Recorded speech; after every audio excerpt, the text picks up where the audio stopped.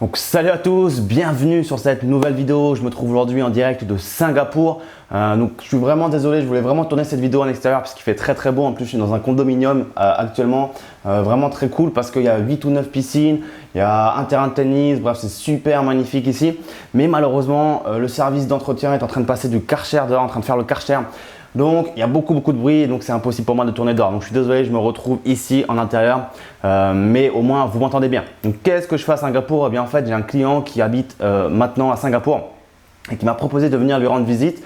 Moi c'est déjà une ville que j'avais très envie de visiter, Singapour, parce qu'elle m'attirait beaucoup d'un point de vue business. En termes d'affaires ici il se passe beaucoup de choses et voilà, j'attendais beaucoup de choses de Singapour et elle m'a donné encore plus que ce que j'attendais. Vraiment je vous recommande Singapour comme ville. C'est une petite île et c'est vraiment magnifique, c'est beau. Toute la journée, j'ai pas arrêté de me dire que je me sentais bien. Et donc voilà, j'ai le nez un petit peu rouge. C'est pas parce que j'ai bu beaucoup d'alcool ici, c'est tout simplement que le soleil aussi tape très fort, 30-32 degrés en journée. Et je me suis fait avoir comme un débutant. Je sentais pas que ça tape aussi fort parce que vu qu'on est sur une petite île, il y a un petit peu de vent tout le temps, très frais, qui fait beaucoup de bien, qui est très appréciable quand on marche. Mais du coup, c'est un peu vicieux. Vous connaissez l'histoire. Donc avant que je commence cette vidéo pour vous parler de comment vous pourriez potentiellement toucher des royalties, des droits d'auteur en automatique, en écrivant par exemple des livres, n'oubliez pas comme d'habitude de vous abonner à la chaîne YouTube en cliquant ci-dessous sur le bouton s'abonner. Lisez bien la barre de description, vous allez pouvoir retrouver dans celle-ci un lien pour pouvoir télécharger gratuitement votre pack de bienvenue, un petit pack de bienvenue que je vais vous envoyer gratuitement, qui contient plusieurs cadeaux au contenu 100% secret mais qui devrait bien t'aider pour t'aider à atteindre l'indépendance financière. Alors rentrons dans le vif du sujet après cette introduction un petit peu longue. Comment toucher des royalties, des droits d'auteur à vie via l'écriture d'un livre. C'est un business dont on ne parle pas très souvent, tout simplement parce que je sais pas, c'est pas très décrié en France comme business de toucher des royalties. On parle très peu de ce mot royalties et pourtant c'est une très bonne façon de toucher des revenus vraiment en 100% automatique. Je vais vous l'expliquer pourquoi. Avec un travail qu'on fait une fois, un travail donc intelligent comme j'aime le dire, et qui va payer pour vous plusieurs semaines, plusieurs mois, plusieurs années. Donc vous travaillez une fois aujourd'hui et ensuite tous les mois vous allez toucher des royalties, donc c'est plutôt cool. Moi de mon côté j'ai déjà écrit 2 livres, un pour aider les étudiants en médecine en première année à obtenir leur concours et un second livre sur le sujet de l'indépendance financière. Et ces livres aujourd'hui me ramènent tous les mois des sommes qui se chiffrent à 4 chiffres. Donc ça dépend, il y a des mois qui sont plus ou moins élevés. Voilà, par exemple, mon livre sur la première année de médecine, c'est un livre qui est relativement saisonnier, alors que celui sur l'indépendance financière se vend de manière assez régulière toute l'année. Donc bref, ça dépend un petit peu le sujet de votre livre, mais ce que je veux dire et ce sur quoi je veux insister, c'est le fait qu'il est vraiment possible de toucher des revenus intéressants via l'écriture de livres. Alors voilà, on peut vouloir écrire un livre pour des tas et des tas d'histoires. Ça peut être par exemple, on veut laisser sa trace, voilà, on a une histoire à raconter, on veut laisser sa trace sur terre, on a une histoire forte, on a un parcours à raconter, par exemple quelqu'un je sais pas, qui a fait un exploit sportif en gravissant une montagne, quelqu'un qui a survécu à une grave maladie, quelqu'un qui a sauvé quelqu'un de manière spectaculaire. Bref, j'en sais rien, des tas d'histoires qu'on pourrait raconter. Ça peut être des livres de niche, des livres sur l'élevage d'escargots sauvages, j'en sais rien. Ça peut être des livres sur les concours, ça marche bien, comme moi les concours de médecine. On peut imaginer HEC, on peut imaginer Sciences Po, on peut imaginer les concours infirmiers, on peut imaginer tout un tas de concours. Alors, les étudiants sont très friands et les parents mettent le budget pour ça. On peut aussi imaginer, tout comme moi je m'en sers par exemple, un livre pour propulser son business quand on a une entreprise. C'est un très bon moyen de se faire connaître, d'écrire un livre, puisque c'est un petit produit qui coûte pas cher et qui peut potentiellement faire découvrir notre histoire à nos prospects pour qu'après ils puissent acheter d'autres produits si éventuellement ça les intéresse. Donc c'est vraiment une façon de connecter avec son audience pour apprendre à mieux nous connaître en tant qu'entreprise ou personne. Donc bref, il y a tout un tas de livres possibles et inimaginables. On peut imaginer des livres très techniques, on peut imaginer des livres beaucoup plus simplistes, romancés, mais il y a des idées pour à peu près tout le monde. Alors peut-être que vous vous dites là, on regarde cette vidéo, ok Raph c'est cool, moi aussi je veux écrire un livre, je veux toucher des royalties tous les mois, je veux toucher des droits d'auteur, c'est quand même super stylé. On écrit un livre, déjà c'est classe, on a potentiellement sa photo sur un livre, c'est un truc qu'on a écrit soi-même, donc on a un pavé dans les mains. Voilà, on a une grosse fierté quand on touche son premier livre la première fois dans les mains, mais vous vous dites peut-être, ouais mais Raph, faut écrire un livre, faut trouver une maison d'édition, elle refuse plein de personnes les maisons d'édition. En plus de ça, je sais pas comment tu peux me dire qu'on peut toucher plusieurs milliers d'euros avec l'écriture de livres, alors que les maisons d'édition prennent des pourcentages super élevés, ça doit être super compliqué. Bref, c'est ce que vous dites certainement en regardant cette vidéo. Et en fait, ça c'est encore quelque chose que j'aimerais bien démystifier et vulgariser. Si vous me suivez depuis un petit moment, vous savez que j'aime beaucoup démystifier et vulgariser tout un tas de concepts autour de l'argent, de l'immobilier, etc. C'est exactement pareil pour l'écriture d'un livre papier. Ça n'est vraiment pas aussi compliqué qu'on ne peut l'imaginer. Voilà, encore une fois, plus le temps passe, plus on a des technologies à notre disposition et plus on a la possibilité de faire beaucoup de choses soi-même. Donc en fait, le délire de passer par les maisons d'édition, il faut complètement l'oublier. Enfin, du moins, moi je recommande de complètement l'oublier. Je pense que c'est un petit peu la méthode old school, c'est-à-dire que voilà, à la base, on écrivait son manuscrit, on l'envoyait à une maison d'édition. Inch'Allah nous disait on le valide pas, en sachant que dans la plupart des cas, le manuscrit traîné sur un bureau, n'était jamais lu, n'était jamais validé. Donc on avait écrit tout un manuscrit pour rien. Non, aujourd'hui, il y a entre guillemets la nouvelle école, c'est-à-dire qu'il est entièrement possible de faire un process d'écriture jusqu'à la publication d'un livre entièrement de manière solo, dans la conception, dans le process, mais bien évidemment, on s'entoure de prestataires qui ont des compétences précises. Par exemple, je vais vous faire rapidement le déroulé d'écriture d'un livre de A à Z. Par quoi on commence? On commence par l'écriture. Forcément, il y a l'histoire, c'est seulement vous qui l'avez. Donc là, sur l'écriture, on ne peut pas forcément déléguer cette tâche puisque c'est dur de déléguer un truc qu'on a vécu soi-même ou qu'on connaît soi-même. Quoique, il est possible entièrement de réciter son histoire dans un audio, par exemple dans un micro comme je suis en train de le faire, et vous envoyer ce fichier audio à un rédacteur en chef, à un rédacteur qui a l'habitude d'écrire, qui va vous retranscrire votre fichier audio en livre avec des phrases bien travaillées dans le délire que vous souhaitez y mettre, un délire plutôt léger, plutôt soutenu, etc., etc. Donc on peut déléguer une partie de l'écriture en fait si on veut vraiment ne rien faire. Ensuite, qu'est-ce qui se passe? Une fois qu'on a son manuscrit en format Word, en format PDF, qu'est-ce qu'il faut faire? Il faut simplement le faire relire. Donc là, vraiment, vous vous entourez de 2, 3, 4 personnes. C'est même pas obligé d'être des personnes professionnelles. Ça peut être des gens de votre famille qui sont très très bons en français. Vous faites 3-4 lectures, comme ça vous éliminez 99% des fautes.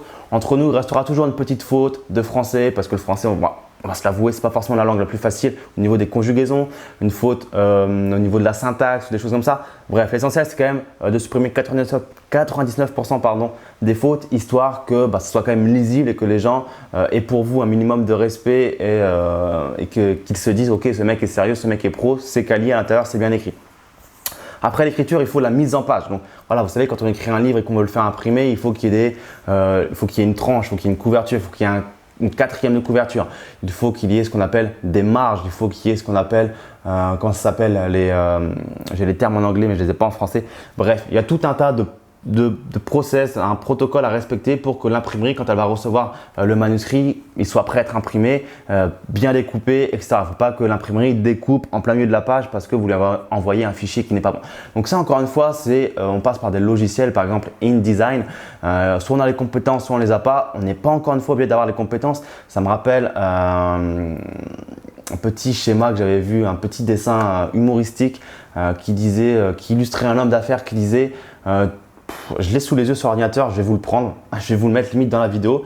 Je fais tout ce que je sais faire, dit l'homme d'affaires, et comme je ne sais pas faire grand chose, je délègue beaucoup. Et l'assistante qui prend des notes dit c'est donc là votre secret. Voilà, être un entrepreneur, être un homme d'affaires, etc. C'est pas forcément savoir tout faire. Au contraire, comme le dit ce monsieur-là dans la petite bande dessinée, je délègue tout ce que je ne sais pas faire. Si on ne sait rien faire, on délègue tout. C'est un peu l'idée. Donc encore une fois, maîtriser InDesign pour faire les mises en page, on s'en fout de savoir le faire, on s'en fout de l'apprendre. Il y a des gens qui ont ces connaissances, donc on le délègue et on nous renvoie un fichier qui est tout prêt. Et ensuite, vous envoyez ce fichier manuscrit à une imprimerie que vous avez trouvée en France, à l'étranger, ça dépend un petit peu de ce que vous avez trouvé en termes de vos coûts, de ce qui vous arrange pour la livraison pour vos clients où ils se trouvent.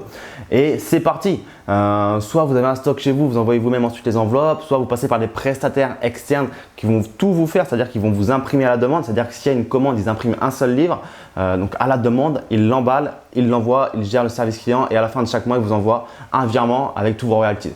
Donc vous voyez, ça peut être vraiment entièrement passif le process, à part le tout début où il faut quand même raconter votre histoire. Donc voilà.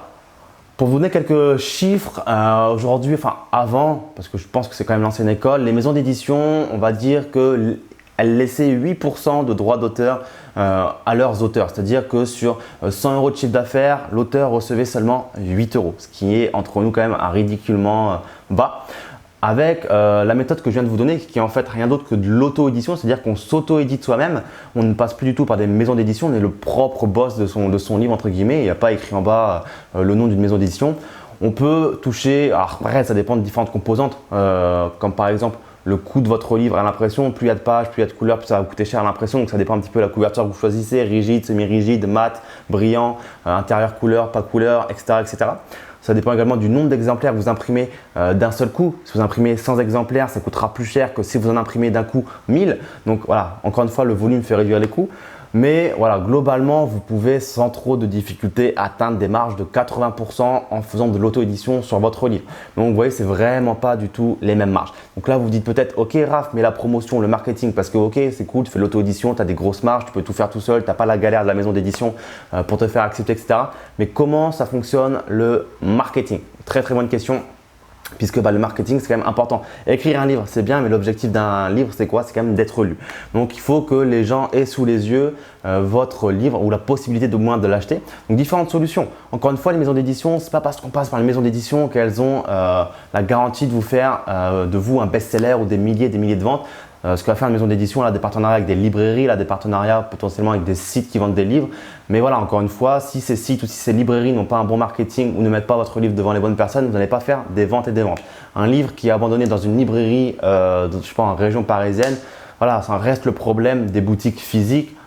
Comparé à Internet, c'est que les boutiques physiques, ça a des heures d'ouverture, c'est pas forcément des prospects qualifiés qui rentrent dans la boutique, etc., etc. Donc c'est pas parce que vous passez par une maison d'édition qui a des contacts avec des librairies que vous allez forcément tout de suite devenir best-seller et faire des milliers de ventes. Au contraire. Donc moi, ce que je fais tout simplement, c'est que je vends via mon site internet, donc notamment Club Millionnaire pour mon livre sur l'indépendance financière. Je vends également sur des marketplaces tels que par exemple Amazon qui draine énormément de trafic, qui est vraiment très très fort au niveau de son algorithme pour mettre en avant les livres qui pourraient intéresser des visiteurs. Donc vraiment, Amazon est très fort pour ça. Et également, on peut faire également de la pub Facebook. Vous savez qu'aujourd'hui, Facebook Ads, c'est quand même à la mode. Et là, au moins, contrairement à une librairie physique, vous pouvez mettre votre livre devant les yeux de prospects qui sont intéressés, qui ont des intérêts envers ce que vous allez parler. Si demain, vous parlez de, je sais pas moi, un sujet qui est très à la mode en ce moment, des crypto-monnaies, vous écrivez un livre sur les crypto-monnaies parce que vous avez quelque chose à raconter dessus. Vous faites des pubs Facebook orientées crypto-monnaie avec des intérêts crypto-monnaie, vous êtes sûr de mettre votre livre devant des lecteurs potentiels qui ont des intérêts pour les crypto-monnaies, puisqu'avec Facebook, vous pouvez cibler des intérêts que sont les crypto-monnaies. Donc voilà, le délire de dire une maison d'édition fait tout le marketing, c'est magique, on vend en automatique, loin de là encore une fois, cette idée reçue. Enfin de mon côté en tout cas je ne la valide pas et en tout cas la maison d'édition n'est vraiment pas indispensable encore une fois pour cette étape. Donc voilà un petit peu ce que je pouvais vous dire concernant l'écriture de livres pour toucher des royalties à vie. Dites-moi dans les commentaires ci-dessous si c'est quelque chose qui vous intéresse. N'hésitez pas à partager cette vidéo avec quelqu'un qui pourrait être intéressé pour écrire un livre, qui a toujours voulu écrire un livre et qui n'a jamais osé franchir le pas parce qu'il pensait que c'était compliqué. C'est vrai qu'entre nous, je pense qu'il y a beaucoup de Français qui rêveraient un jour d'écrire un livre dans leur vie. Je crois d'ailleurs qu'il y a des études qui ont été faites comme ça et un des objectifs des Français, c'est d'un jour écrire un livre dans sa vie. C'est vrai que c'est quand même quelque chose d'assez sympa à faire. Donc dites-moi ci-dessous ce que vous en pensez, si c'est quelque chose qui vous intéresse et lisez bien encore une fois la barre de description puisque vous allez pouvoir voir dans mon catalogue de produits, si c'est quelque chose qui vous intéresse, j'ai réalisé une formation à 100% sur l'écriture d'un livre de A à Z, c'est-à-dire que je reprends toutes les étapes que j'ai pu vous citer ici, je les développe à 100% et je vous dis encore plein d'autres choses au sujet de l'écriture de livres en auto-édition. Donc n'hésitez pas à aller voir ça dans mon catalogue de formation qui sera ci-dessous dans la barre de description et si vous avez la moindre question, eh bien n'hésitez pas à me la poser ci-dessous et je me ferai un plaisir d'y répondre. Sur ce, je pense que j'ai à peu près fait le tour sur ce que je voulais vous dire dans cette vidéo. Je vais retourner faire un petit tour dans Singapour, vraiment une magnifique ville. Encore une fois, venez ici à Singapour, c'est très très sympa. Et moi, je vous dis à très très vite dans une prochaine vidéo. Ciao, ciao!